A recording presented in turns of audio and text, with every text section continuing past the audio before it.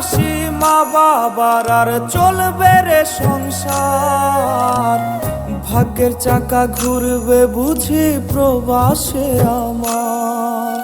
পরিবার পরিজনে রাইখা আইসি রে প্রবাসে, মাথারে গাম পায়ে ফালাই পাঠাই টাকা দেশে।